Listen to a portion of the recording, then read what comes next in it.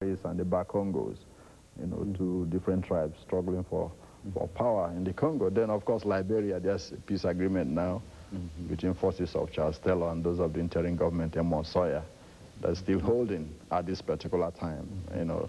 Nobody knows what will happen in the future. Then, of course, Malawi, where you have long-time President Hastings Kamuzu Banda, who's been there since independence. Of course, he's almost 90 years old.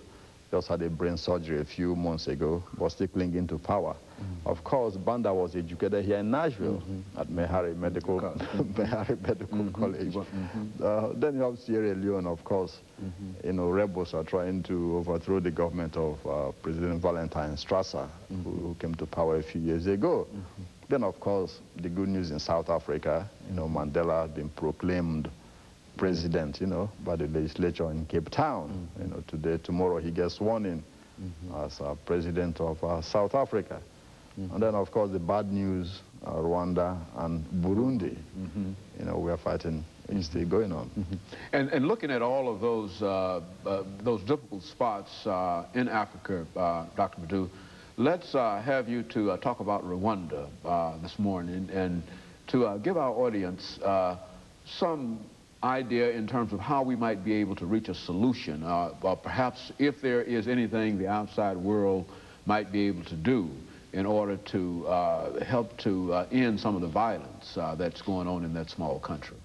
Well, you cannot talk about Rwanda without talking about Burundi. The situation in both countries are intertwined. Of course, you have the Hutus and also the Tutsis. In both countries, the Hutus are in majority, about 85 to 15, ratio. The Hutus 85, the Tutsis are 15. But these are two tribes, two different ethnic. Two different tribes, but they speak the same language. It was formerly a Belgian colony, that was handed over to Belgium after the First World War when Germany was defeated. So until 1962, when it became independent. But like all colonial masters, the kind of games they played in Africa was divide and rule. The Belgians favored the Tutsis to using the Tutsis as a counterbalance to keep the Hutus in check. Now, the Tutsis represented the smallest of the two groups? Precisely, yes, just 15%, in both countries. So what happened was that before independence in 1962, in 1959, there was a rebellion by the Hutus in Rwanda. Majority? Yes, they slaughtered, a lot of Tutsis and they took power by force. In Burundi, the Belgians handed over power to the Tutsis and the Tutsis kept power in Burundi.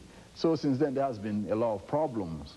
In Burundi in 1972, over 500,000 Hutus were slaughtered by the president who was in power at that time, who happens to be Tutsi, Mikombero. The Hutus rose up in rebellion and he sent the Tutsi-dominated army to slaughter as many as Hutus as they could get. In fact, the cream of the Hutu intellectual elite was eliminated in 1972, causing over 500,000 Hutus to flee into Tanzania. In Rwanda, the Hutus kept power, until what started in 1990 as a rebellion. What has been happening in both countries is that in 1966, the ruler of Burundi was a man called Mwami Mwambusa. The Mwami is a king